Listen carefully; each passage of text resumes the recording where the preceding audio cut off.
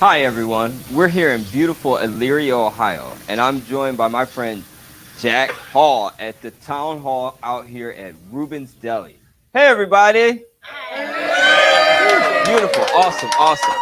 So, how you woke doing? them up. I'm doing all right. Well, got to get the crowd hype. That's right. They came on out here to support this. So, we got a couple questions for you today. I'm not going to go easy on you. We got to make sure they're the hard hitting questions. Um, Question one. We're here in Elyria today, right now, as we speak. They have their own police department. What does the sheriff do? Why do they need a sheriff if they have their own police department? Well, the sheriff is actually the top law enforcement officer in the county and assists with all the other police departments. But you're right, Elyria has its own police department that cover the city, and so the sheriff and Elyria police would have what's called concurrent jurisdiction in both areas. You got to say that word one more time. Say it slow for the audience. They overlap each other. So the sheriff's authority and the Elyria Police Department authority is the same in the city. Concurrent jurisdiction. Yeah. Learn something new today. You sat in your comedy show next time. Hey, I'm learning. Right. So with that, the biggest thing for the citizens of Elyria that we talk about when we talk about services that the sheriff provides is actually the jail. The Elyria City Police Department actually closed their jail several years ago. And so therefore, any arrest, the processing, and all that is taken to the sheriff's office at the county jail. And so they're all housed there. And Lorraine does the same thing, but Elyria, they closed their jail. They had a very nice facility years ago, but now they do everything and transport everybody to the sheriff's office to our jail. So the sheriff is the top cop. Yes, the top cop. So like but concurrent. So if I'm dealing with an Elyria police officer and the sheriff comes over, you can be like, "Hey, I got this." And not like the FBI. And they got to drive away. Right. You show your badge. Right. You take anything over. Right. But with that, the other thing that residents of Elyria have to understand is that the sheriff office also provides important services like tactical team backup support to the Elyria SWAT team. Also, anything like any major resources that would be needed by the state. So, like bait cars for car theft investigations and things like that. I like bait cars. Yeah, exactly. We need more of those. You get trapped in and do all that. Well, no, I don't get trapped in. The criminal gets trapped in. Gotcha. So, anyways, that's what we would look at is to be able to provide those services to the Elyria Police Department and the city citizens to be able to give them those extra resources that maybe the Elyria Police Department doesn't possess all of those. Okay. All right. A little extra coverage. A little extra coverage. Yeah. We need that. All right.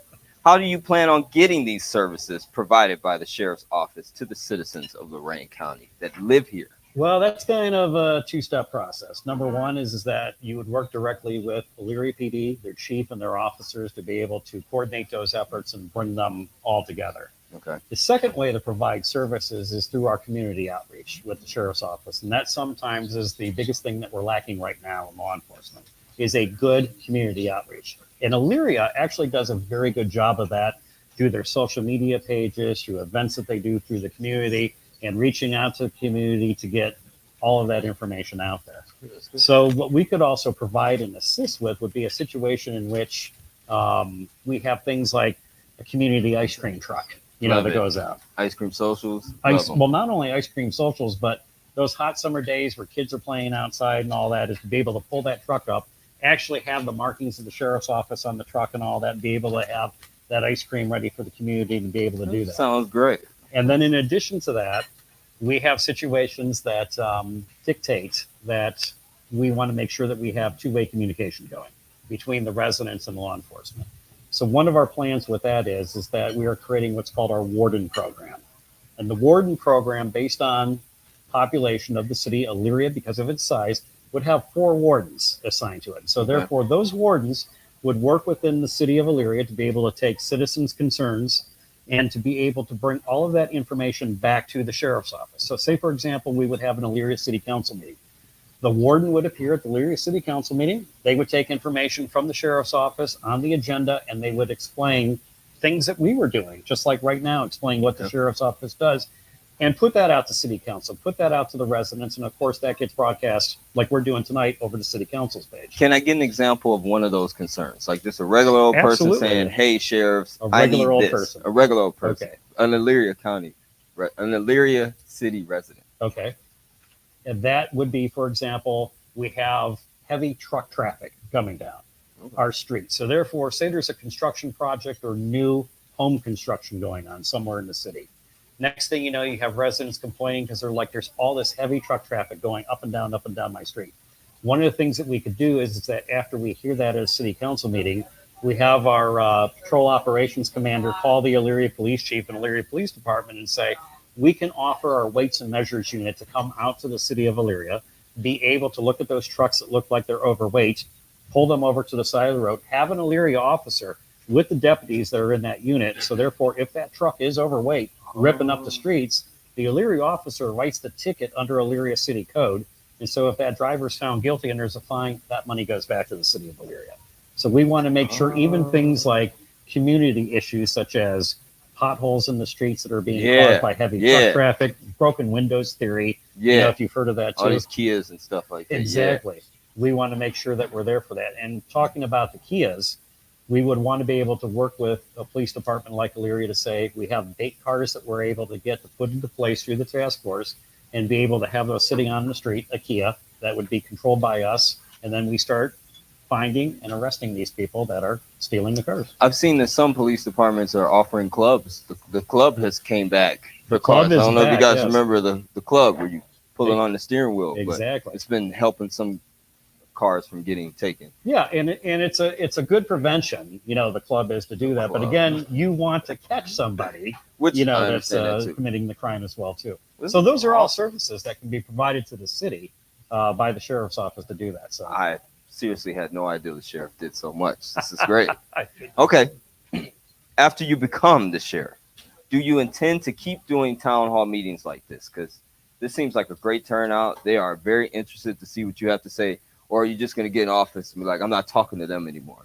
No, we and as I told you about our warden program, that extends into that those are representatives of the city and that they're going to have questions, they're going to have concerns, and they bring it to the sheriff's office. And we're going to meet weekly to do that. Then what we do is that we go over all those concerns. And for example, like say something's happening in the city of Elyria that needs to be addressed. Then what we do is that we have that town hall meeting in those different areas, like we would do in Elyria, other cities, etc. And we would go out and take care of that. Make sure that we gather everybody like we did. It's fun to have everybody's eating here tonight, enjoying a great meal at Rubin's. I got it, Rubin. And food always brings people together. Definitely brings me together. Exactly. So we would continue these meetings just to make sure that we're addressing the community concerns. We're hearing what it is that they have to say, because one of the biggest problems today is people complain that law enforcement doesn't listen to the citizens. Yeah, so we want to make sure that we're inclusive. That inclusivity cultivates excellence, and we provide the best service that we can to the community. I think meetings are great. This is great. But not too many meetings. Not too many, because I'm not coming to all of them. Right. All right. Local law enforcement is often behind the times. How do you intend to keep technology? How do you intend to use technology to make Lorain County safe?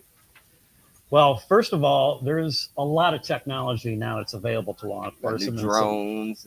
Drones. It's a matter of affording this. And when you look sometimes at the budgets of smaller departments, they would like to have these different programs in place, but a lot of times those agencies can't afford some of the toys, that we bought. So therefore, by working in that task force environment, coordinating grant money through the sheriff's office and being able to do that, we want to make sure that we bring that technology to everybody in Lorain County. So we talked about the Kias, for example. Yes. The bait cars. Well, these aren't inexpensive to have out there. I can guarantee that. So we look at that grant funding through the Ohio Organized Crime Task Force, either vehicles that they have on hand, we bring that technology in and utilize it. The great thing about the bait car program is that once that person steals that car, they're in it, we've contained that person. There's no vehicle chase. There's nobody fleeing from the inside of a vehicle because we have them contained in there. You just walk over there and take care of it. And we just walk over there and extract them from the vehicle. But then no high-speed chase, no major issues going on in which somebody's fleeing through a neighborhood. And that's both increasing safety for the officer and safety for all the residents of that neighborhood as well. It's like a mousetrap. You just reset it. It is. It's just like put another piece of cheese there. Paint the car and go out and do it again. That works. But with that, as you said, drone technology, we had a situation in Amherst not too long ago. Subject was wanted on a warrant for domestic violence in South Amherst. They knew the truck and all that he was driving. So deputies waited on that vehicle and they found it the next day. And so, of course, a high-speed chase ensued after that. They were able to utilize drone technology, canines, and all that, and combine everything together. So when that subject got out of the car, they had the drone up overhead, watching where they were going. So it was a short chase, thankfully, and they were able to apprehend that person. But those are all technologies that are available through the sheriff's office. You got to bring that, to the community. And then the other thing that's important too is when we talk about that, we have kids with their phones, computers. I mean, everybody in the crowd here tonight has probably a smartphone, on them. And so therefore we want to make sure that everybody's safe online. We're teaching people how to be safe. That's and then also important. Passing on tips about how we prevent fraud from happening on that too, and being taken advantage of in technology. That's it's sad to say that's a very common thing now. I think all of us probably got hit by some kind of form of fraud or something another. Something. Yeah.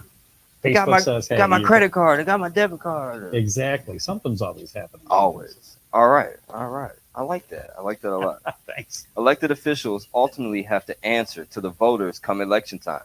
But corruption takes place at this time, not just in election years. As sheriff, how do you plan to hold our elected officials accountable when they break the law? Are you going to call Monday? I'm just like, kick the door in with Carl Monday. Yeah. So one of the things that we're going to be looking at is installing what's called the public corruption unit within the Lorain County Sheriff's Office. Public corruption Public corruption unit. Now, that's not just political people. We'll talk about this. It's the purpose of the unit is twofold. Number one is that we want to keep our elected officials, in check. And there's different levels of that going on, and I'll get to that in a second. But the other important thing is the fraud that is being perpetuated upon the county. So when we talk about, for example, somebody's on unemployment, and we have a situation in which they're on their unemployment, we have employers in the county that want to hire people for jobs. So those people come forward, they interview for the job, they're a great candidate for the job. The employer then calls them back and says, hey, I want to hire you for the job. I can't tell you how many business owners over the course of the last couple of years that I've talked to have complained about when they want to hire somebody, the person who's looking for the job says, hey, no thanks, I just did the interview so I can continue what my minimum requirements are to maintain my unemployment. So that's a fraud perpetuated against the system that we want to, make sure that we look at. Child support, that's another fraud that's perpetuated against the system.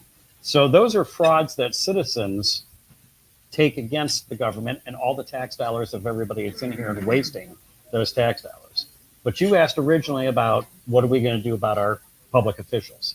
Well, with that, running for election, of course, it has its own complexities. There's a lot of election law out there. There's a lot of campaign finance law that's out there. Yes. Now, we have situations in which I can't expect somebody that's run an insurance business for the last 20 years who's running for city council to know every single campaign finance law that's out there. Are they supposed to? Yeah, they're supposed to. But the thing comes down to... There's a lot to it. There's a lot to it. So if there's minor infractions that come up, you have this time where you have to educate. You have to coach, you have to teach. And you pull that person in that's committing that infraction and say, this is what the rule is. This is how you have to be in compliance. You've got your warning. Okay, go back, continue on with running for office or whatever else that you're doing. But we want to make sure that there's an understanding of that. There's so many complexities to some of these laws. It's very hard for every single person to fully comply. So let's say Rubin's Deli is like, hey, we sold 1 million Reuben sandwiches. We're going to give you $1 million for your campaign. Is there like infraction laws? Like, I can't take Reuben's money. No, as long as we report it. And ironically, there's a rule out there in Ohio elections law that says, you can't take money from a corporation. So if you have a public official that's taking money from a corporation, then that is illegal in the state of Ohio. This isn't a corporation. This is lovely Rubin's Deli, right? Exactly. So it may be a limited liability company, maybe a sole proprietorship, but we have to make sure that we're not taking money from corporations. Understood. And so therefore we want to make sure that it's in there. So therefore certain levels of people who are running for office, like say I don't have any limits on the amount of campaign contributions I can take, but judges will have limits. State representatives will have limits as to what they can take. So therefore, they have to be mindful of that while they're out there. So when we look at other things such as, well, should we be taking a lunch for free? No, we shouldn't be taking a lunch for free. Should we be able to buy a car at half the cost of what anybody else that normally would go onto a car lot would buy? No, these are things that we have to look out for to make sure that we're keeping our public officials ethical and that we're keeping them in alignment with the law. All right. So we don't get a Batman or something like that. Exactly. Or Commissioner Gordon. We talked about that. Right. All right. The latest statistics show that the number of people on probation and parole has decreased, while the number of people incarcerated has increased by 3%. Most of this increase has been seen in county jails. What do you think this means for Lorain County, and how do you plan to tackle this position? I may have you read that back again, but I got stuck. I can read it again. I can read it back. No, again. I'm going to go with the first part. Okay. You said that the latest probation decreased. Yes, sir. Parole and probation. You know what? I'm not sure what the numbers are, but I haven't personally seen that probation has decreased. Now, parole has decreased because in the state of Ohio, we really, once you're done with your sentence and all that, there's very little parole left. So I probably believe that parole has decreased. Probation, on the other hand, and I hate to say it in Lorain County too, our current county prosecutor's office deals a lot of cases down to misdemeanors. And so therefore those felony cases that are dealt down to misdemeanors ends up in a situation that puts people on supervised probation for that period of time. So I can't say there's been a decrease because of what's happened in Lorain County. I've actually witnessed and seen an increase in regards to probation. Would you say this is a good thing because you now have less felons? They might have been like a first-time offender or something. Instead of having that felony on their record, they have probation and a misdemeanor. It all depends in regards to what, some things are called victim crimes, victimless crimes, etc. It's very hard from the law enforcement perspective when you investigated the case, you're dealing with the victims, and you're dealing with coming to some type of conclusion which results in an indictment. And especially when you're talking serious felonies, felony 1s, felony 2s, felony 3s, which all have a presumption of prison if they get convicted of that. So when you look at that type of situation, you have to ask yourself, okay, is it really in the best interest of the community that we lower that down? Now, in Lorain County, we also have many specialized dockets, in our municipal courts and also in the common pleas courts too. And especially when it comes to drugs, there's a mental health docket and the probate court as well that handles those situations.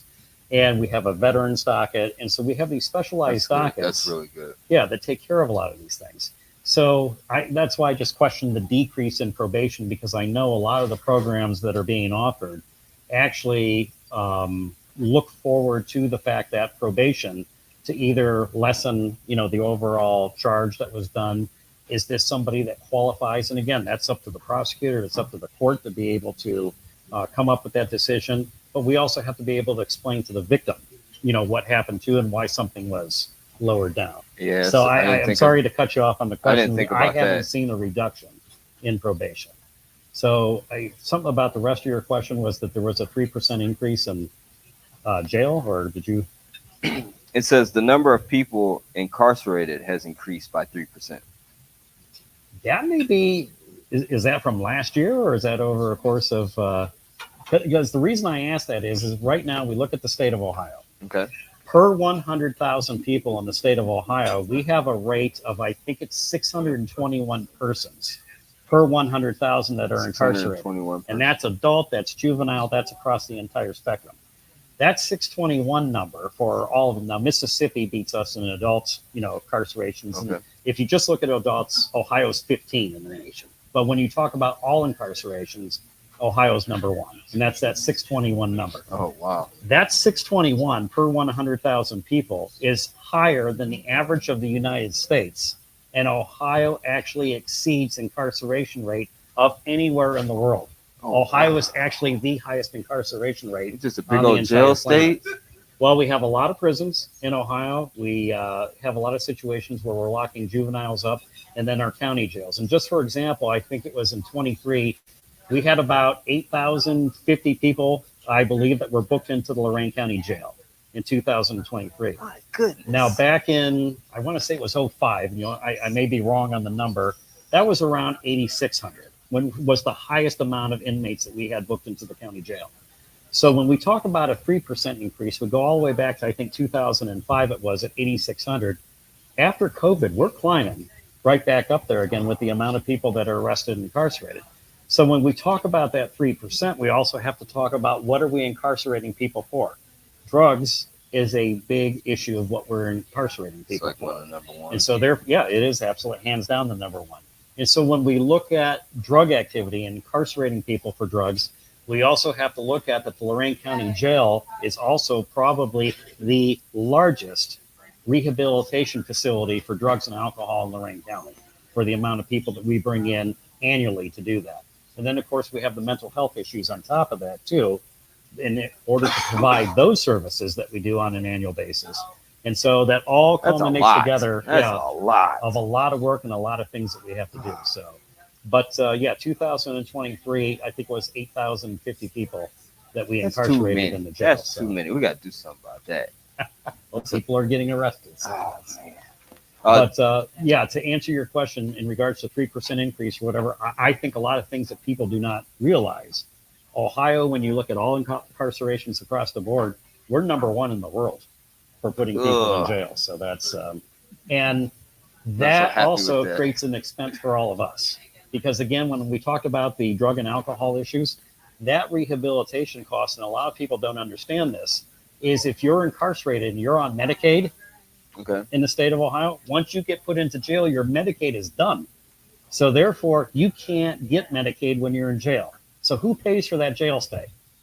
We do. Everybody in this room pays for that jail stay that's in there. The dentist, So all increased incarcerations also increases the cost that all of us have to pay for the inmates that are in there as well. that. That's a lot to take in. I think I let you down. That's a tonight on lot. that Yeah, subject. you know, like I'm so proud of Ohio. I'm a big Ohio enthusiast, and just hearing that we got all of these jails and we're just throwing them in there left and right. Hopefully you can. Hopefully I answered your question. Hopefully you can save us. So what about now that marijuana is legalized in Ohio? Do you think that will help the numbers decrease a little bit? It hasn't decreased Oh, that God. much, and the issues All are the is sad that news. you have to look at things in regarding the decriminalization of marijuana. You are then committing other crimes while you're high. Theft of vehicles, driving a vehicle under the influence. So you've seen those increase too because it's not drinking, it's now smoking pot while you're driving a vehicle too. And that creates a DUI, OVI Okay. situation that's out there. I thought So- those numbers would go down. I thought they would just go to Rubin's Deli and enjoy and a Reuben. snack out, right? Yeah. Right.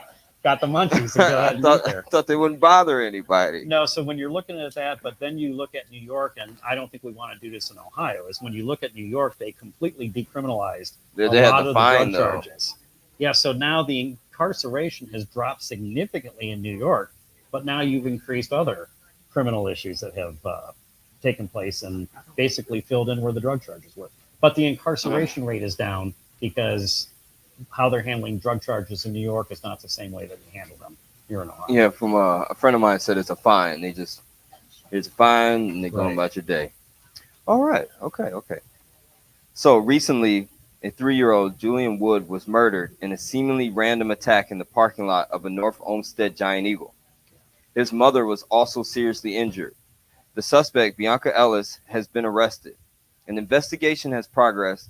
Details have emerged that show this has been a failure on every level of our system. For example, Ellis reportedly had recent contact with the Cleveland police where she expressed that she wished to kill someone. And just weeks ago, she was arrested on a probation violation but released from jail by a municipal court judge against the advice of the own magistrate who felt that Ellis needed to be held for mental health evaluation. What can you do as sheriff to take steps to make sure a failure like this doesn't happen again? Unfortunately, these failures happen way more often than necessary. We had a Cleveland police officer killed on New Year's Eve a couple of years That as was well sad. too, because of nearly the exact same set of circumstances. One of the answers to this is that just to start in Lorain County. So one of the things that we've talked about before is taking our drug task force and rebranding it our major crimes task force. Now, in branding it the major crimes task force, drugs are a part of almost every crime that takes place anyway. So when we talk about robbery, homicide, when we talk about special victims unit, when we talk about human trafficking, when we talk about sex crimes, we have elements of all that the investigators also have to work collaboratively with licensed social workers, with the mental health community. And so instead of just having officers involved in that and investigators, we have to bring those other disciplines in, the licensed social workers, the mental health community, even, somebody from the engineer's office. Bring everybody in all elements of like the that. county offices. Because if we're looking for somebody, if we're having a certain problem, somebody could say, hey, I recognize that name because they pulled a building permit, down over here. Or this place looks like they have a major grow or something is taking place in that. If we're all at the table talking, then we're in a situation in which we can share information, attempt to prevent situations like this that happened in North Olmsted from happening in the first place. And then we need to take that a step further. There's a lot of things that happen in Lorain County that spill over to Cuyahoga, Summit, Medina, Huron, Erie, and vice versa. So then we have to take that group and we have to expand it. A representative from all of the major crimes task forces from the county and sit down. What are we looking at for major cases? Who do we need to be concerned about? Because I'm going to tell you one thing. We have a situation in which we have major crimes to come together, and we have domestic violence advocates in there too. We could say that we're looking for somebody, we have a person of interest in a case, and I have an advocate that says, wait a minute, that is the boyfriend of so-and-so, who we have an issue because we have a victim that we're dealing with. It's like a Captain Planet of all. Yes, you guys all put your power together. Yeah, we got to like G.I. Joe. G.I. Joe would probably be the best one. You guys. We'll bring G.I. Joe to the That'll table work. too, so that's they all had like a specialty, and they all came together. Yes, but save America. To say it, that's what we need to do. We need to bring everybody together. And we have a phrase, our campaign slogan from the beginning has always been inclusion cultivates excellence. Somebody actually asked me about that today. They said, what exactly do you mean by inclusion? And they said, is that like a diversity issue? Is that like well, it's everything. I said, when you take and you open up yourself to listen to everybody in the community, and you look at how we're going to police things and how we're going to enforce issues, and you get every single person's input. Because every time you have a project, you leave one person out. You're building a building. You didn't talk to the janitorial staff. Next thing you know, they're like, well, that's the most stupid place I would have put that closet because, this makes no sense. If we would have had the janitorial staff in the meeting to design the building, we would have never had that problem. HVAC people and all that. So that's the simplified version of that. But when we're talking about recidivism, when we're talking about mental health, when we're talking about neurological disorders, and we have to face it today, those are a huge part of what we deal with as law enforcement today. And we need those experts coming together at the table and saying, this is what's going on in Vermilion. This is what's going on in Amherst. Hey, I heard this down in Brunswick. This is what's happening down in Medina County. So we have to be able to bring all those issues together and be able to speak about it at the table and talk about this and also not be afraid. People like, oh, well, HIPAA, we got this. Well, we have to understand HIPAA is for the medical providers to be able to talk about that information and keep it confidential. These are crimes.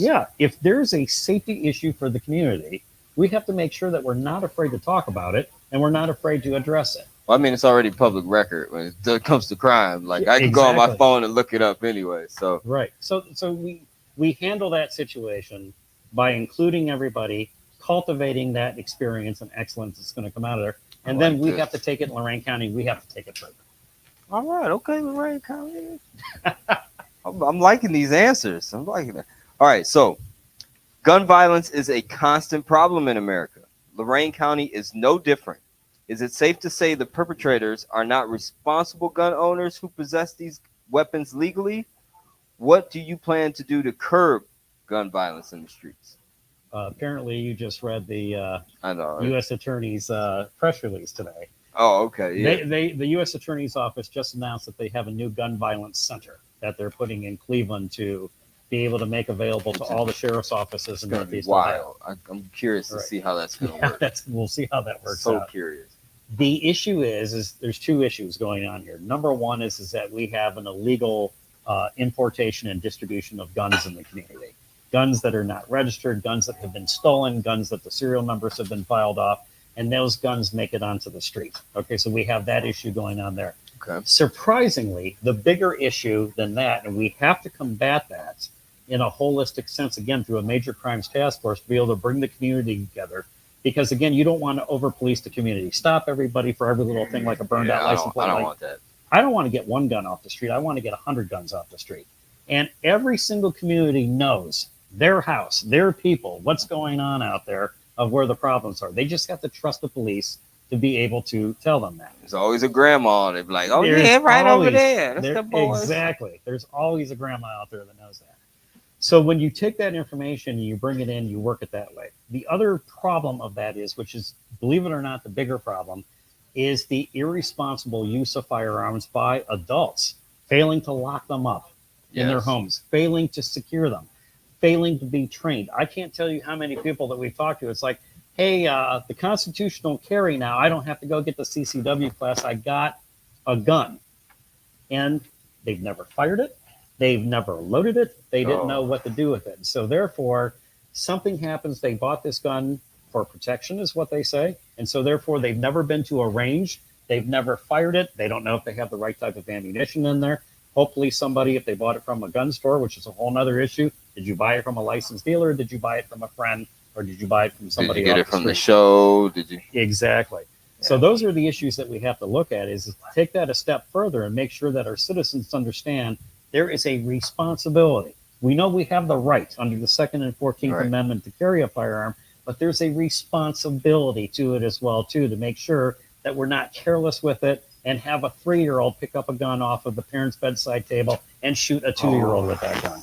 And those are the issues that we have to make. Stories. Yeah, they're sad stories, but we have to make sense of those sad stories and pass that sense on to parents to make sure that they're doing these things right. So the sheriff's department would try to offer maybe programs to, hey, we can get you guys your CCW, or maybe take you to the range. Or well, the sheriff's office is actually responsible for taking the application for carrying concealed weapons permits. So that's all under state law. But the issue comes down to is a program that we've talked about. We've talked to so many firearms ranges, sportsman clubs, and that in Lorraine County is say 4 times a year. We want your range 4 days out of the entire year, where we open this up to the entire county, that they go to the sheriff's office website and they find one of the ranges that is near them. It'll, geographically say, hey, this is the location. Awesome. We're going to give you an hour slot with a trained firearms instructor from law enforcement or from National Rifle Association. And you're going to have about 50 minutes with that instructor to be able to appropriately go over that gun that you bought, how you're going to shoot it, what's the proper way to handle it, and how it's safe. And then after you're done with that, there's going to be a second group of people behind there. You're cleaning that gun. How do you properly break it down? How do you store it? Here's your free firearm lock. Here are suggestions of what we have of how you safely store this at home and keep this away from the kids. And there are a lot of organizations out there that are willing to help with this, that are willing to provide these resources to the community, and several law enforcement officers and NRA instructors that are ready to step in to help the community out as well. So, but that's one of the things that we have to do, because a lot of people are like, well, should we be training people how to use guns, or should we just be getting rid of guns? We've tried for a long time to get rid of guns in this country. It's not going to happen. So there was a University of Maryland study, which they did in Baltimore. And in this study, they looked specifically at the Black community in Baltimore, and they said, why are the homicide rates and the negligent use of firearms, which resulted in either somebody's death or a serious injury, how did it happen? The University of Maryland study found out is that in a majority of all those cases, it was because there was none or very little knowledge on firearms in the community. And so when they intensely went into the community and said, we're going to offer these classes for free, we're going to offer firearms locks for free, we're going to show you how to store this weapon appropriately in your house. In Baltimore, those negligent assaults, homicides, etc. with the firearm all dropped dramatically when we had appropriate education in the community. And I think it's a great study that knowledge is power. Did. Knowledge is power. Yes. And we have to make sure that we provide that opportunity for our residents to have that training. It sounds really awesome. I want to go to this range. You call me. I'll be there. I'll be there. We'll do this from the range. Yeah, this would be great. Yeah, it'd be great. Set that up, my guy. Set that up for me.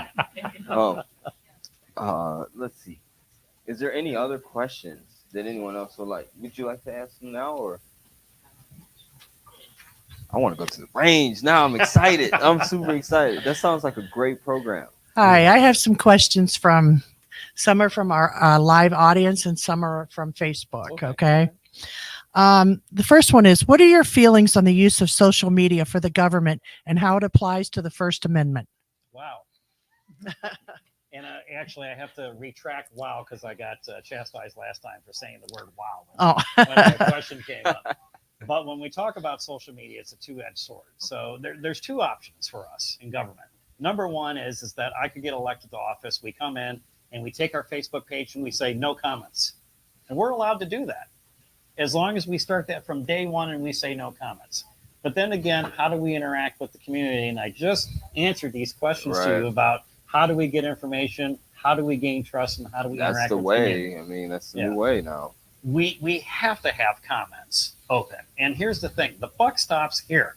Every elected official in their office, they're the ones that are elected to office. That's the one responsible. If it's the auditor, if it's the sheriff, it's the prosecutor, they're responsible for that. So my answer to it is we will keep comments open. I know we're going to be criticized on things down the road, but we have to make sure that we maintain that open level of communications, because if we don't, nobody's going to trust us again. I would just say get a good admin, get someone you trust to filter out maybe foul language or something like that. But unfortunately, we have to keep it on there. You would have to keep it. But the transparency is the best thing. So when I know it's real coming in there and these are real actual people saying how they feel, it really well, real people hiding behind their fake face. I mean, of course, right. Yeah, there's a lot of that. Right. There's always going to be a lot of that. All right, next question. Have you ever had to come into a facility where you were in charge and had to make unpopular changes to improve the facility? And how did it affect the employees? There's always there's a Quentin Tarantino film out there that the colonel comes in and talks to a French dairy farmer, and he says, with every change of management, there's particular things that have to be done, I's dotted, T's crossed, and a change in management results in that. The issue is that yes, we've come into organizations in which there is a culture that the organization had and existed before me or anybody else coming into the organization. So in looking at those particular situations, you have to make sure, number one, you don't come in like a bull in a china shop in the wrecking ball. It's your responsibility to kind of sit back, take in what's going on in the organization, because that organization has a culture. You're not going to change that culture overnight to what it is that you want it to be. That never happens. So you have to sit back, you have to absorb it, you have to observe and see what's going on. Then what you have to do is that you have to take everything down to the minimal basics. And for me, that is our oath of office and our service to the community and what we do and are prescribed to do by the United States Constitution. And we have that oath to our citizens. We have that oath of service. And we start there reminding everybody. They all took the same oath that I did as sheriff. I've taken 6 oaths already in my career over the course of, starting with patrolman, moving to Avon Lake, and then going up to sergeant, going to captain, and then going to chief. There's, oaths of office that take place in there. We have to remind every single officer that works there, the loyalty is not to me. The loyalty is to the 320,000 people in Lorain County that are the citizens here, and that's who we owe our service to. After we create that base foundation, then we work it up from there to see what the needs are of the community, of the employees in the organization, and how do we cohesively exist to be able to make sure that overall we're providing the service to the community and we're providing the service to the resident. We took that oath of office, and the basic thing is it doesn't matter what I think. It all comes down to it's that oath of office that we took and our service to the community. It matters what they think. Exactly. Right? They're not going to vote for you if they think. Well, not only are they going to vote for you, that also creates a bigger problem that if we have mistrust with one law enforcement agency, then we mistrust the rest taints the entire badge and everybody in the... It's that bad apple. Exactly. Theory. And so that's what we want to avoid. Okay. All right. This next one, the subject you kind of touched on already with the Bianca Ellis situation. But when you become sheriff, what training will be offered to handle mental health crises? Well, there's a lot of training right now, in regards to handling mental health crisis. There's CIT training. A lot of officers go through that for engaging in interaction with people with neurological disorders, mental health, etc. There's a lot of training that's already out there. The question doesn't come down to the training that can be offered because it's there. It's the application. of the training. We can't go to the classroom, take the class, get their certificate, pose, with our certificate and say, hey, we're good. And then we're going to go out there and take what we learned and apply it to the That's not community. how that works. It's not how it works. There's a lot of practical application that has to be done in the field on a regular basis.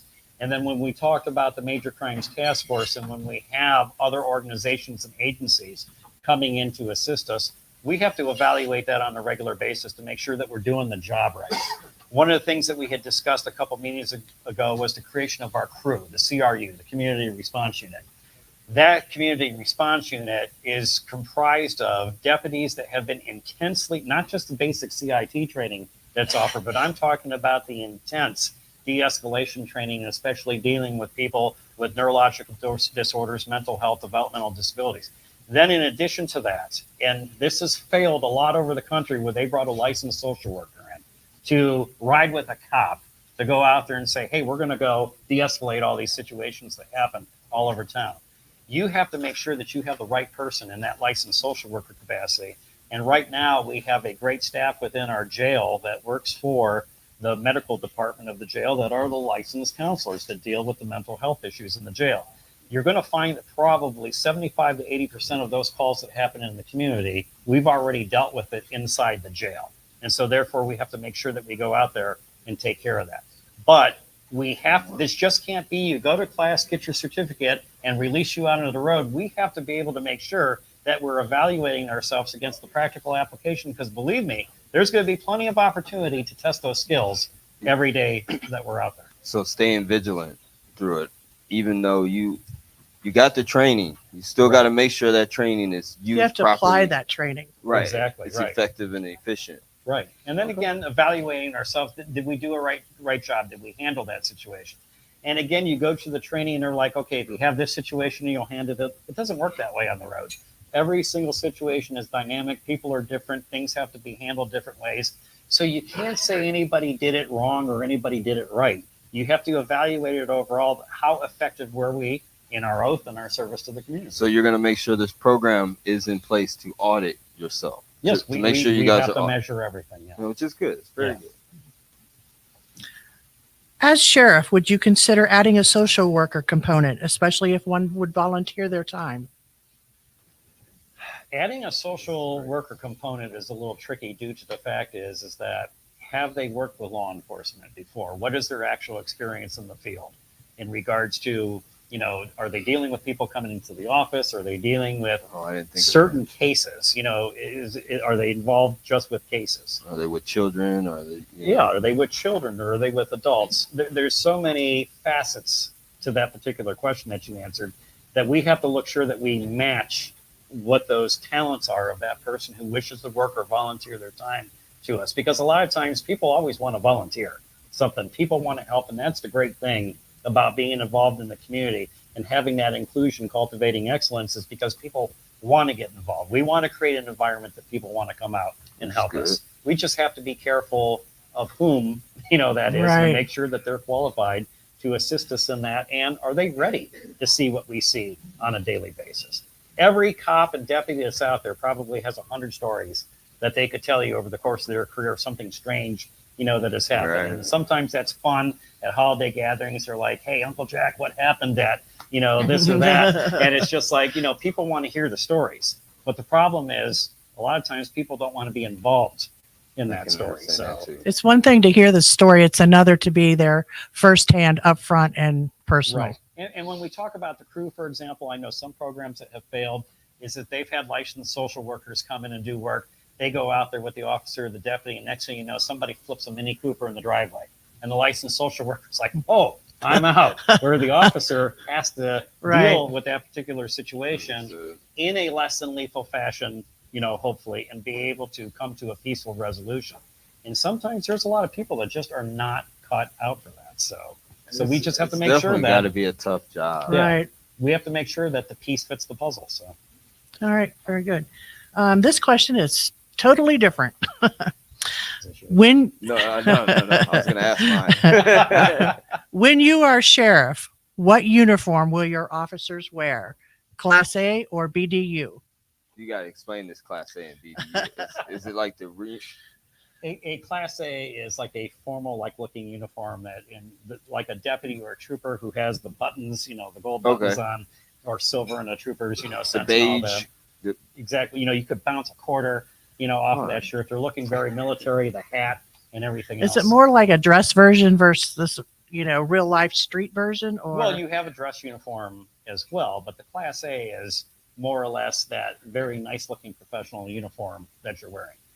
The issue with that is that we have to go with what's safest for the officer. And sometimes looking good isn't always practical.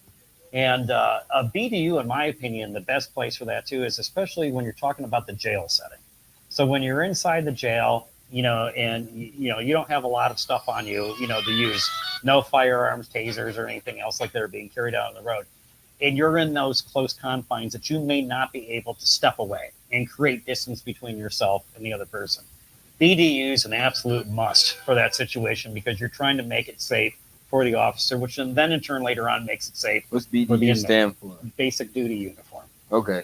And so we just want to make sure that they're safe. And that's the standard button down. That's good. Oh no, it's more of a, buttons are hidden inside the shirt, the nice kind of like tactical pants and things Okay. like that. So therefore, non-rip, nothing for something easy to grab onto and take an officer down to the ground. And it's very practical for Very s- practical. No judo moves For the on street. no officer? judo moves, yeah, which you would know being Yeah, I know a an little instructor. bit So. of judo moves. But on the other end of that, if like you take one of the things too we talk about is like an outer body carrier, for ballistic armor that the officer wears. A lot of times it's worn underneath a Class A uniform shirt. When you start getting that into an environment as a judo instructor, if somebody is wearing something that you can grab onto, you can actually use that as a weapon against somebody. The uniform is going to be dictated by the environment. And so therefore we have to look at all the environments that the deputies and the officers are working in, and the environment's going to dictate the uniform. Okay. That's So- all I have for the moment. You can ask your question. Okay, my Perfect. last question was we're here in Elyria, and Batman was out here like beating up criminals and stuff like that. Batman is beating up criminals. He's tearing them up. He's going through. He's taking all the corrupted officers out. How would the sheriff deal with them? Well, we may have to put Batman on the payroll if he's Yeah, going that's what I against want to the know. Like, criminals. Right. would you talk to him, or would you be like, we got to take him down because he's a vigilante? Well, again, like I said, inclusion cultivates excellence. So if something like that's going on, you want to bring Batman in and make sure that they're complying to the same thing that Okay. we have to, comply with. Vigilantism sometimes, and sometimes it's even confused with patriotism. Because a lot of times, too, we will have people say, well, the reason why I can carry a firearm or I could do this is because if the government gets out of hand, I can Right. overthrow, the government. The fortunate thing about being sheriff, though, is even with those people who say that, they still look to the sheriff as the law enforcement authority for that and look to the sheriff Top for cop. guidance. Top Exactly. So a lot of times you have to make sure that you've identified, what Batman's doing. And then if you have to have a serious talk with Batman, shine a signal up in the sky, make sure Batman right. comes in and sit down for a cup of coffee and Well, have see, a that's conversation. that's all I want to know because you'd be like, hey, you gonna be against him or with him? Right. No, we got to be with Batman. So, All right, just I make sure appreciate Batman is within the same guidelines we are. So. Which is understood. We'll get him deputized. We'll get him up. Yes, did Yeah, Batman let's make him take the oath. oath? Yeah, we right. can do that. But yeah, those are some of the things that we look at, for well too. One of the questions that came up too, which was regarding the licensed social worker, Okay. helping out, is that we want to make sure that we reach out to the community. And when we had talked about the warden program earlier, we talked about volunteers of the community who want to be able to take the message of the sheriff's office to the community and vice versa, take the community's message to the sheriff's office. Okay. So with those individuals helping, and based on a population, every township, village, and city in Lorain County will have a minimum of 2 to a maximum of 4 wardens that will assist the sheriff's office. The Lorain Metropolitan Housing Authority, which is its own political subdivision, will Right. have its own wardens as well. Because there's issues that take place in public housing that may not take place in another part of the Which city. I understand. And we want to make sure that we're addressing that as well too. So getting on the agenda of every township trustee, village meeting, city council meeting, we want to make sure that those representatives that live in that city, I don't want to send somebody from LaGrange Township up to Lorain and Right. say, hey, I'm here Whole to. different area. Yeah, it's a whole different area. And the beautiful thing about Lorain County is it's like the state of Ohio. We have urban areas, we have suburban areas, and we also have The rural rural areas as well. It's the cow and right down the street. Right, I know exactly. llamas over here. I think Bus those are stop in the- over I think here. the llamas are in Medina County. Yeah, we got llamas. We definitely have llamas. Over in your neighborhood, right? It's alpacas too. That's right. So we just want to make sure that when we create that relationship and people who truly want to help, people who truly want to get involved, that we make sure we provide that opportunity for them. And we do that through the warden program to not only awesome. represent their community to the sheriff's office, but to represent the sheriff's office to their community. And public housing is an Sounds important part of amazing. it as well, too. So, It really is. And you're right. There's a lot of different issues that happen in public housing than private housing. right. And I'm a child of my environment. I definitely lived in public housing also. So it feels like they're a forgotten sector. So Yeah. it's good that you have people there to represent them and they can represent the city. So Yeah, I really and in addition to that, too, when we talk about policing of public housing, I know a lot of times too we have situations that it's an extra detail, for the officer to go work public housing. Public housing isn't treated like other communities no, are not at all. treated, Sometimes it's overly policed. and sometimes it's overly policed. And so when we talk about that, we discussed this same issue with El Centro, and they were actually talking more on the federal level because they have a really good relationship with the Lorain Police Department. But they were talking about immigration and customs enforcement and the Northern Border Initiative patrols and coming into South Lorain, which is a predominantly Hispanic community. And what they were getting upset with in South Lorain is that even though it's a predominantly Hispanic community, 81% is Puerto Rican. There is no immigration issue because they're United States residents. So we're talking about the other 19% of the population. And again, this over-policing of the community is taking place, especially at the federal level, because it's a Hispanic community. You paint everybody with the same brush. Painting everybody with the same brush. So you have to be able to have representatives of the community talking to the sheriff's office and vice versa. So we make sure that the brushes are small and not big as we're painting Understood. the entire environment with. So, All right. so was there another question? Oh yeah. All right. This is a pretty big question. Why are you running for sheriff? Yeah. Why? Tell us. Well, the answer to that question is, and I'm with the lights, I can't see where my wife is sitting in the audience right now, but she said absolutely no way when this had come up several years ago.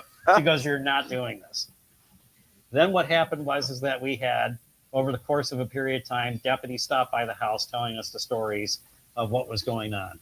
We saw what was going on in the sheriff's office over the course of the last 24 years. We see the frustration that takes place, especially in the jail, which is an environment that is strewn with disgruntledness, discomfort, facilities that don't work not only for the inmates, but also for the corrections officer. And when these types of things are let go and not attended to for so long, it creates a situation which we have now. Lawsuits, we have excessive use of force complaints that have been made, and we have an environment like right now, it's very difficult to attract deputies and corrections officers to come to work for Lorain County because we're not a destination department to attract the top talent to bring people in. Now, the sad part is that we have amazing people right now that work as deputies, that work as corrections officers, and that work as staff that aren't recognized for the duties, the abilities, and the jobs that they actually do. And we have to make sure that we look at this, create the Lorain County Sheriff's Office to be a destination department. And another example, I was just out at Erie County the other day. Okay. Now, I went to the police academy back in 1990, 1991. Oh, that's a long The time. Erie County Jail was being built while I was in the police academy. You go out there right now, Sheriff Sigsworth, he's been he's been sheriff for a long time out there. His jail, when you pull into the parking lot, you would look at it and say, this thing looks like it was built 1, 2, 3 years ago. That jail was built back in 1990, 1991.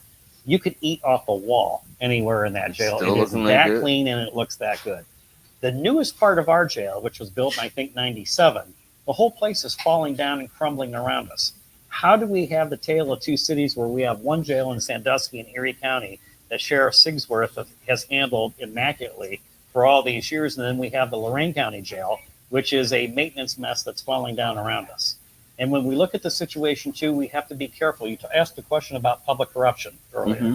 Of course, when there's major building projects, when all this other stuff that goes on, everybody wants their hand in something. The contract. All the contracts. The last major one was the construction of the Lorain County Justice Center. We had a county commissioner indicted and convicted in that case because of inappropriate relationships with contractors and things that happen. When we build these facilities, we have to make sure that we're building them appropriately for the function that they're supposed to be, and do like the Erie County Sheriff did. Have an immaculate facility. It's been amazing for all of these years. And when you pull into the parking lot, you have to ask yourself, how old is this building? 2 or 3 years old, and you figured out it was built back in 1990, which is absolutely amazing. Do they only shoot for like the lowest contract price? They say, hey, I need this justice building, and whoever has that lowest price, they're like, you got it. Well, the issue is it has to be lowest and best. But when it comes to a jail, there are very specific considerations of building of what has to be done for that jail, because we have to protect the 422 people that we house now in there and make sure that we do it appropriately. So we may have a target price of a jail that we're looking at, but again, if we go over that target price sum, that's probably going to be less money than the lawsuits down the road if we don't build the jail right, like what we did with our current jail that we have now. So just spend the money. You don't have to go. It doesn't have to be the Taj Mahal. You don't need but to, you have to, not top shelf, but effective and efficient. not gas station quality. Yeah, not gas station quality. All right. That's a good point, Paul. Not We'll top talk shelf. about gas station construction here later. So, That's a whole nother gas story. station and car washes. So. Right. All right. Seems like there is a lot of corruption in the current administration. What concerns you most about the way the current sheriff is conducting business, and what would you change? So I think the current administration, you mean the current sheriff's office? Yes. Okay. With that, when we look at that, is that a lot of what we see, and which bothers me, is that it seems like the rank of sergeant is about the highest rank in the department that you can go on your own merit. And even there, I've been hearing complaints that it's not based on merit, it's based on who somebody particularly likes, somebody in the administration or who the sheriff likes. So those are the complaints. If it's true or not, I don't know, but there are a lot of those complaints. So we have to look at a situation of hiring the best based on merit, what they've done, how they can perform their job. And in addition to that, making sure that, again, they're adhering to their oath and the service to the community that they're providing. So when we look at these particular types of situations, we have to say, what is the fairest way to do this? The other issue that I have currently right now with the administration is how we handle the budget. Appropriations, encumbrances, how we look at how we spend our money, grant monies that we have coming in, either running over budget or not running appropriately. And again, we want to be a destination law enforcement agency, and we don't want to be ripe with controversy that's going on. And currently, over the course of the past 4 years, and it seems to parallel with the current election of the county prosecutor that we have in place, is that a great friction has been created between the county prosecutor and the county sheriff, the personnel that each office has hired, which is detrimental to the relationship that they've created. And we've gotten nothing done, especially over the course of the last 4 years. And those relationships have to change. A good friend of mine, Tony Sillo, is running for Lorain County prosecutor as the Republican candidate there. I've worked with Tony for many years. I know that we could work harmoniously together, and we have to make sure that we have that relationship that we have, and I'll throw the dum-dum in there, the law and order that you have in regards to the law enforcement agencies and the prosecutor's office working in harmony with each other to be able to do that. We don't have that. We have not had that for the last 3.5 years. And that's the biggest problem that we have right now. All right. How would you go about fixing the relationship between the sheriff's office and the prosecutor's office and other offices? They need a kickball game. I say we live stream it. I go for dodgeball. We'll do dodgeball. Or Dodgeball. boxing match. I think Dodgeball. that'd be great for the citizens. Right. And we're about at time. All right. But to answer that quickly before we're out of time tonight, is it all comes down to the situation of is that everybody has to come down to their basic oath of office that they took to serve the community. The sheriff's office has to get in touch with their inner deputy to answer their oath, to answer the community and to serve the community. The prosecutor's office has to get down to their basic function of why they exist: protect victims, prosecute crimes, and make sure that we have a fairness and equality of, we don't like to call it law and order, but equality and justice that we have. Like that. We have to focus on equality and justice, and we're not doing that right Well, Thank you. Mr. West. now. All right. Thank you guys so much for coming out. Any other questions? I don't know how we wrap it up. I'm Aaron Datorian, and this has been an amazing interview. I hope Mr. Hall gets the The nod, share- the vote, the, yeah. You know what? I hope you really go in there and do everything you say you do, because you seem to have a great track record. A lot of people spoke highly of you, and I don't even live in the county, so that means something to me. I couldn't tell you who my sheriff is in Medina County, so to hear people what they've said about you, I was like, oh, this guy seems pretty cool. And then I'm talking with you, and I'm like, oh, he really is trying to stop corruption. I mean, I'm gonna wish the best for you, and Thanks, Aaron. I hope that appreciate the that. Lord protects you, because that's got to be tough.